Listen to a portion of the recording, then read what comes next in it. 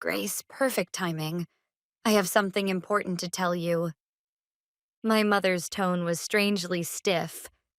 My father glared at me in silence. I had nothing but a bad feeling. The heavy atmosphere drifting in the living room tightened my stomach little by little. Just a moment ago, I had finally finished the day's trading, rolled my stiff shoulders, and let out a deep sigh. The battle against the endless rows of numbers on the screen was a serious game where I could never let my guard down even for a second. Being called a stock investor might sound glamorous, but in reality, it is lonely and full of grueling tasks. Even so, the moment when my analysis and decisions bear fruit in the form of assets brings an incomparable sense of accomplishment.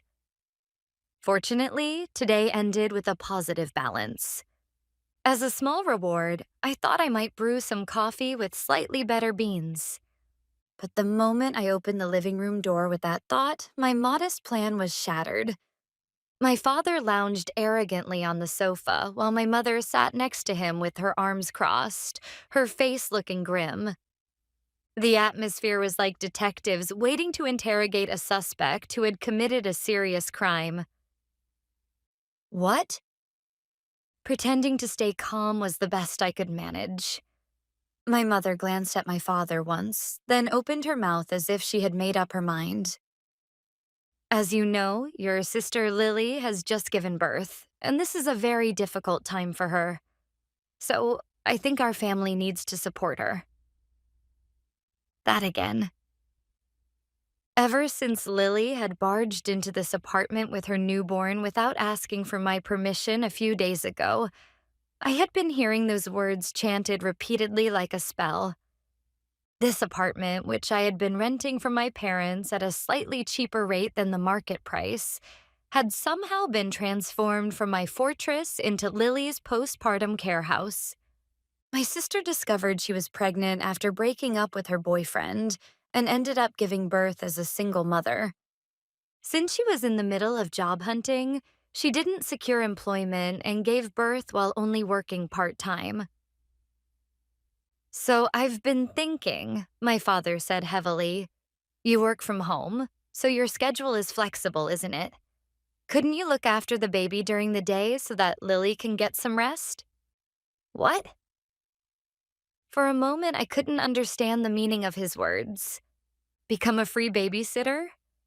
Me, who spends all day fighting with monitors, making split-second decisions measured in milliseconds? You've got to be kidding. I have my own work. Do you think investors just sit around doing nothing? My voice turned sharp without me realizing it. But my mother dismissed my protest coldly, as if she had expected it. Oh, don't be selfish. We're family, and it's only natural that we help each other. If you say you can't do that, well then, starting next month, we'll raise the rent to match the market rate. If you don't like that, take care of your sister's child for free. I heard something snap inside my head. Raising the rent, that was practically blackmail. They believed I was financially dependent on them, unable to leave this apartment, and therefore could be forced to accept such unreasonable demands. More than anger, a cold sense of despair climbed up my spine. Are you serious? My voice was lower and calmer than even I had expected. Perhaps my attitude annoyed my father, as he raised his eyebrows and spat out his words. Of course I am. Lily is going through the hardest time of her life right now. And compared to her, what about you? You just sit at home tapping on your computer. It's an easy life, isn't it? Why don't you contribute to the family a little? Easy life, huh? My work, where I sacrifice sleep to follow the movements of the world economy, analyze enormous amounts of corporate financial statements, and live under the pressure where a single wrong judgment could wipe out my entire fortune, was recognized by them as nothing more than that. No, they didn't even try to recognize it. To them, I was still a child, a convenient existence they could keep under their control. And then there was the root of this tragedy, my sister Lily. She had completely occupied my main bedroom and acted as if she were a queen. A few days ago, when I returned to the living room after finishing trading, I encountered an unbelievable sight. The familiar door to my room was half open, and from inside came the sound of a baby crying and Lily's syrupy voice. When I timidly peeked inside, the room had been completely transformed into Lily's domain. Next to my double bed stood a crib, while the floor was littered with diapers, baby powder, and bottles. From the ceiling hung a colorful mobile for children, while the modern art posters I had collected as a hobby were torn down, rolled up, and left in a corner. My personal belongings, unfinished books, work documents, my tablet, were all piled carelessly onto a tiny side table looking like nothing more than a heap of junk. My fortress, my castle, had been trampled. I was speechless in the face of that fact. As I stood there in shock, Lily, who had been soothing the baby on my bed, finally noticed me. With no hint of shame, she smiled brightly. "Oh, Grace, welcome back. Look at this little angel's face. Isn't it adorable?" My body trembled with anger. "Lily, what is this? Why are you in my room?" "Huh?" "Because Mom and Dad told me to use it. Since it's right next to the living room, it's more convenient, and it gets the best sunlight, don't you think? A baby needs a comfortable environment." Spoken as if it were her obvious right, her words left me unable to respond. Mom and Dad?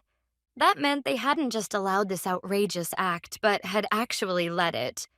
While I was away, they had simply given away my private space. That night, when I protested to my parents, they looked at me as if they couldn't understand why I was so angry. "Lily has a baby, and it's tough for her. Of course she should use the best room. You can just move your things to your own room. Put up with it a little," my mother said. As for my father, he insisted only on one point. It's family helping family. My protest was like punching a curtain. And that wasn't all. Ever since Lily started living in this apartment, she had been consuming my food without permission. The expensive yogurt I had been saving to enjoy on the weekend, the nuts I stocked to eat between work sessions. Before I knew it, they had all ended up in her stomach. Every time I opened the refrigerator, I felt the same sense of loss as if someone had broken into my home. Once, unable to bear it anymore, I complained to Lily directly. "Hey, could you not eat my things without asking?" But she narrowed her eyes with an expression that showed she was genuinely annoyed. "Calm down, Grace. It's just food. We're family, don't be so petty.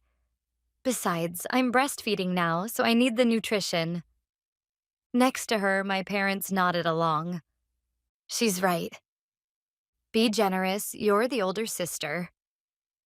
In this household, every unreasonable act was justified with that magical phrase, "Because we're family." I returned to the living room holding a certain document. My parents were still sitting on the sofa, as if they believed I was preparing to comply with their demands. Without a word, I slid that notice across the table. "What is this?" My father took the document with a puzzled look. My mother peered over from beside him. After a few seconds of silence, their faces changed color. "A lease termination notice? Grace, what does this mean?" My mother's shrill voice echoed through the living room. My father's lips trembled, and the hand holding the paper shook in small quivers. "There's nothing to explain beyond what it says. In 30 days, I will officially move out of this apartment. I will follow the law and go through the proper procedures."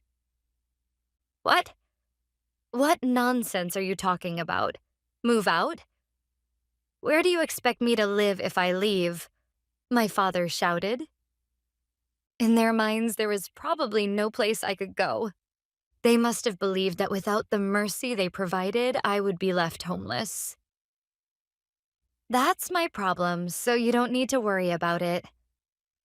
Oh, and I said with the best smile I could muster, regarding the last month's rent, at the time of signing the contract, I paid the rent for the first and last months of stay, along with the security deposit. So there should be no additional payment due. Please make sure to return my security deposit after you inspect the condition of the room when I vacate this place. Don't be ridiculous. My father slammed his fist on the table. Do you think you can just do whatever you want? Have you forgotten the debt you owe us for raising you? Debt? You expect me to sacrifice my life and become my sister's slave out of gratitude? Sorry, but I don't need that.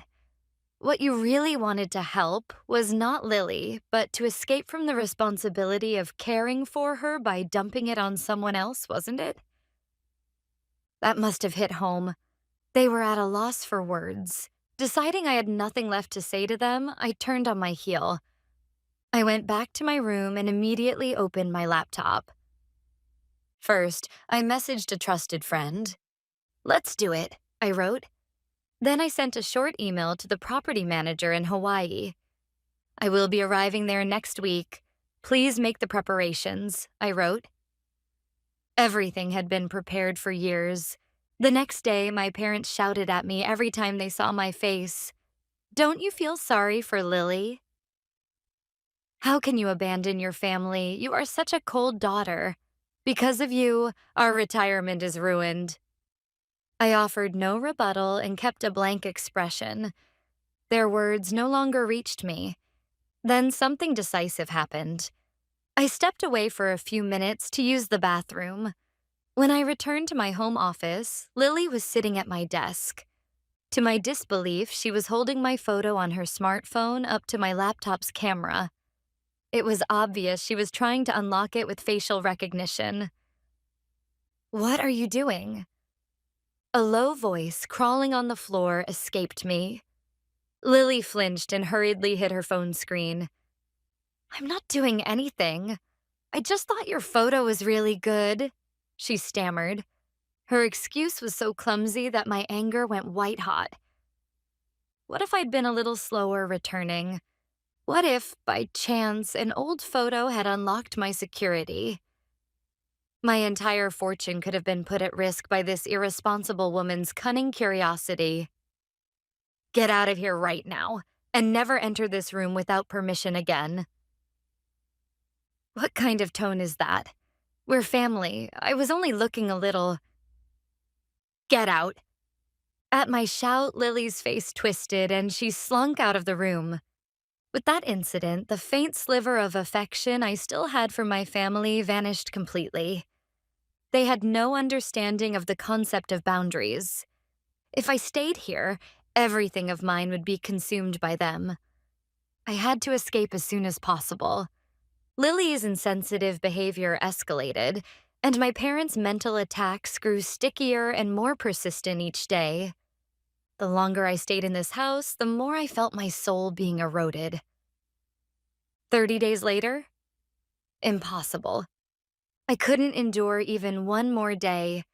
Fortunately, I had prepaid the last month of stay at the time of signing the contract. They have no right to complain legally no matter when I vacate the room. As long as I leave it clean, I should get my full security deposit back. I sent a short message to Hannah. "Sorry, change of plans. I'm doing it tomorrow morning." And then came the fateful morning. I rose quietly with the dawn and made a final check of the minimal luggage I had packed to move out within days.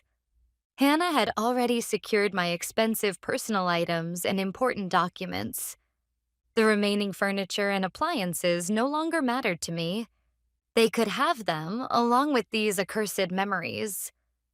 On the table, I left only a note. "I'm vacating today. The rent for the remaining period has been paid. I've left the keys in the mailbox." I reached for the front door handle. At that moment, "Where do you think you're going?" My heart jumped at my father's low voice behind me. I turned to find my father in pajamas, my mother behind him with a worried look. As you can see, I'm moving out. I pressed down my agitation and answered firmly. Wasn't it supposed to be 30 days later? My father pressed. I changed my mind. But since I've already paid the last month's rent, you shouldn't suffer any loss. There's nothing wrong with it under the contract. That's not the point. You're abandoning us. Abandoning Lily and your newborn niece. I'm not abandoning anyone. I'm just leaving this house as you wanted. You can take care of Lily yourselves, as you said. You ungrateful child, my mother screamed. At that moment, with a clatter, Lily came out of the room. She looked at the scene before her with amusement and smirked. If she wants to go, let her go, Mom. It's no concern of ours whether this selfish woman is here or not, right? Her words were the final signal. Without another word, I turned my back on them. I threw open the front door and leapt into the outside world. I heard shouting behind me, but didn't look back. I slid into Hannah's car and we drove off through the waking city. In the rearview mirror, the apartment grew smaller and smaller. No tears came, only an immense sense of relief as if a huge weight had been lifted, enveloped me. Hannah's car drove straight to the airport. She was the only one who knew everything about my plan, my sole ally. Are you really going to be okay on your own? Hannah asked me with concern as I headed toward the check-in counter. I gave her a firm nod. Yes, I'll be fine. Thank you for everything. Without you, I would have surely broken down. Don't be ridiculous. We're friends. Once you get to Hawaii, you better contact me. And don't you dare look at any messages from that family again. I know. We exchanged a firm handshake, and I headed to the security checkpoint. As I stepped through the gate, the feeling welled up inside me that I was finally parting ways with my old life. It was as if heavy chains had been cut, and my body felt lighter, almost floating. The plane took off, and soon the city below shrank quickly from view. Goodbye, my suffocating past. After several hours of flight, what I saw through the airplane window was the endless blue ocean and the shining sun. Hawaii. This was the true fortress I had obtained with my own power. When I stepped off the plane, the warm, humid air brushed against my skin as if to welcome me. I got into the taxi I had arranged and gave the driver the address. It was a place I had told no one about. Not my parents, not anyone. A few years ago, when my investments had started to succeed, I had bought a small condominium as a gift to myself and as a refuge for the day I knew might eventually come. A quiet ocean view hideaway, slightly removed from the bustle of Waikiki. When I opened the door, there on the table was a platter of welcome fruit, surely arranged by the management company. And beyond the large window stretched a breathtaking sunset. The blazing orange sun illuminated the calm sea with sparkling light. I dropped my bags and stepped out onto the balcony as if drawn there. The sea breeze gently caressed my cheek. Here, nothing bound me. What existed was only complete freedom and quiet time. At last, I had taken back my own life, but, of course, my family was not about to let my peaceful new life go so easily. A few days into my life in Hawaii, my smartphone began to ring incessantly, as if it had broken. Calls from unknown numbers, blocked caller IDs, and a flood of text messages. On the preview screen of the notifications, I saw my mother's anguished cries. How could you do something so cruel? And my father's furious commands. Come back immediately. I remembered my promise to Hannah, and I rejected each call one by one, deleting the messages without opening them. Eventually, I blocked every phone number and messaging account they might know. Finally, I thought I would have peace. But just then, another attack came from a different direction. It was from relatives. A message from my Aunt Natalie arrived in a messenger app. Grace, I heard you fought with your parents and left home. Lily just gave birth, and it's such a difficult time. How could you? Your family, so go home and apologize right away.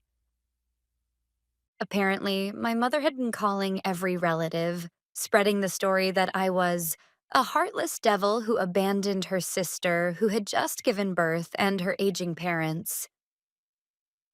To top it off, the message came with a photo attached.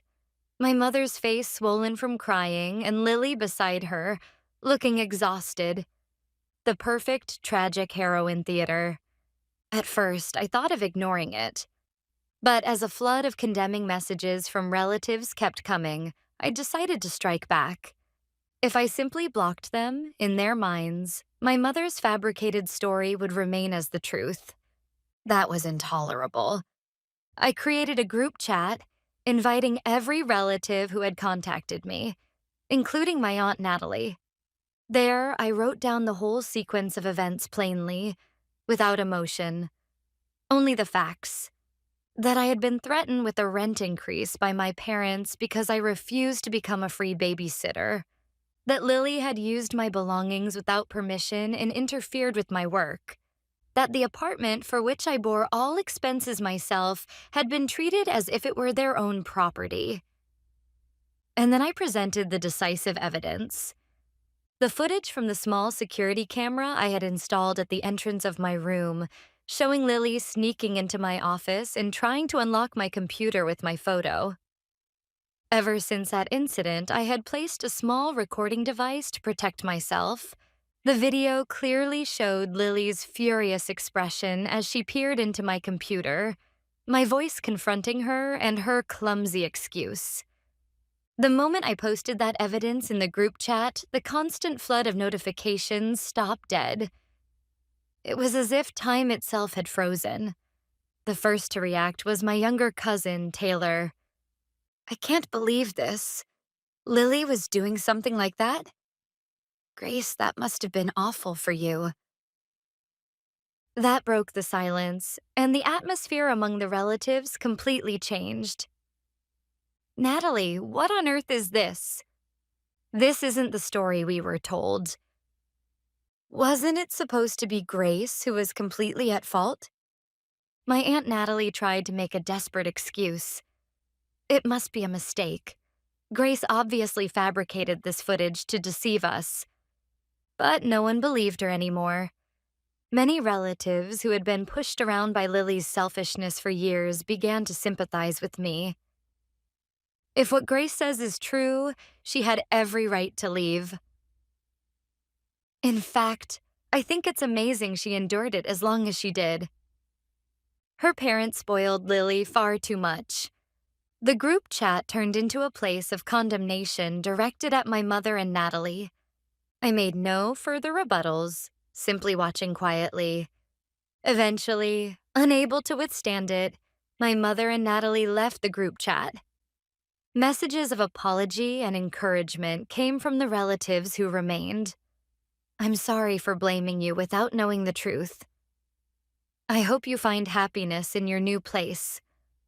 I replied politely to each one, adding, please don't share my new contact information or address with my parents. And so, round 2 involving my relatives ended in my complete victory. I set down my smartphone and stepped out onto the balcony. There it was, the same calm and beautiful Hawaiian sea, unchanged from a few days ago. My world would no longer be disturbed by anyone. Months passed after that. Life in Hawaii was exactly what I had dreamed of. Every morning, I woke up to the sound of waves and stretched in the fresh air. I enjoyed breakfast slowly and devoted myself to trading during the day. In the afternoons, I took walks on the beach or spent time with local friends. At night, I savored my own time while watching the setting sun. There was no need to worry about anyone's mood, no need to do anything for anyone else. I could use my time entirely for myself. This complete economic and spiritual independence was what I had desired more than anything. There was no longer any direct contact from that poisonous family. Even my relatives seemed to be respecting my wishes. One day, I received a message from my cousin Taylor, who sometimes reached out to check on me. It began with the preface, "How are you? There's something I'd like to tell you," and then went on to describe their miserable situation. According to Taylor, ever since I left the apartment, my parents' finances had been in shambles. The loss of the rent I had been paying had hit their lives directly. The rent you'd been paying apparently covered a large part of their living expenses. They'd maintained their standard of living on the assumption of that income. Now that it's gone, they're in serious trouble, she wrote. I sighed. They had brought it on themselves. This was merely the bill coming due for the comfortable life they had enjoyed on my money. And about Lily, Taylor's message continued. As you might expect, she's basically dumped all the child care on your parents. The baby cries terribly at night, and they take turns soothing it. But they're not young anymore, so they're exhausted both physically and mentally. The house is always full of shouting now. Before I even asked, Taylor also mentioned Lily herself. Lily shows no sign of looking for a job. She says she's too stressed from childcare and just spends the day on her phone or talking for hours with friends. The other day, my mom went over to check on them, and the baby was crying while Lily ignored it. So your grandmother rushed to give it milk. She was completely appalled. Everything was exactly the ending I had predicted. A few more weeks passed after reading Taylor's message. Then, one day, a letter arrived for me. When I saw the sender's name, I frowned. It was from my father. Perhaps one of my relatives had leaked the address of my P.O. box. Or perhaps they had hired a private investigator. Either way, it could not be good news. I carefully opened the envelope with a cutter. Inside was a single sheet of stationery and an invoice. On the stationery, in my father's trembling handwriting, were these words. To Grace. Since you left, our lives have fallen apart. Lily is on the verge of postpartum depression. The baby cries all day long, and your mother and I are at our limits both physically and mentally. This is all your fault for abandoning your family. And to think you had a house in Hawaii, something we never knew. Since you have money to spare, you should help your family. At the very least, as atonement, pay the amount on the enclosed invoice. This is part of the child care expenses you should have borne. I was too stunned to even speak. Looking at the invoice, I saw absurd items listed such as babysitter fees, 3 months, compensation for emotional distress, postpartum care expenses for Lily, and at the bottom, the total, $5,000. Before anger could rise, laughter did. They would never change, not even at the very end. Self-centered to the core, masters of shifting responsibility. They clearly intended to squeeze out the last drop from me, who is supposedly living idly in Hawaii. But once again, they had chosen the wrong opponent. I immediately contacted my lawyer and scanned and sent the letter and invoice. A few hours later, I received a reply. This has no legal effect whatsoever. It is malicious harassment. I will prepare a formal restraining order and no contact demand letter and send it to them by certified mail. From now on, if they attempt to contact you in any way, immediate legal action will be possible. I hired the lawyer and had the documents sent. Of course, I paid all the costs. If a few $1,000s could legally and completely sever this rotten bond, it was cheap. By now, that heavy envelope bearing the lawyer's name had surely arrived at my parents' house. Just imagining their faces as they read it filled me with delight. This was the true final blow. The lawyer's formal warning became their last judgment. Since then, every trace of their existence has vanished from my world. No direct contact, no gossip through relatives, nothing. At last, before the absolute wall of the law, they must have realized that I was no longer someone they could control. I stepped out onto the balcony and took a deep breath. The sweet scent of Hawaiian flowers filled my chest. The sun was sinking into the ocean, painting the sky and sea in a beautiful gradient. This view was what I had fought for and gained with my own power. This was my sanctuary, where no one could disturb me. If at that time, if they had respected me, if they had asked in a reasonable way. No, it was pointless to think such things. They themselves had destroyed every possibility. To you, who are reading this story, I want to say one final thing. If you are suffering because you are bound by someone's expectations or demands, even if they are your blood relatives, please do not forget. Even with family, protecting your boundaries is never selfish. The right to cherish yourself and to live your own life belongs to everyone.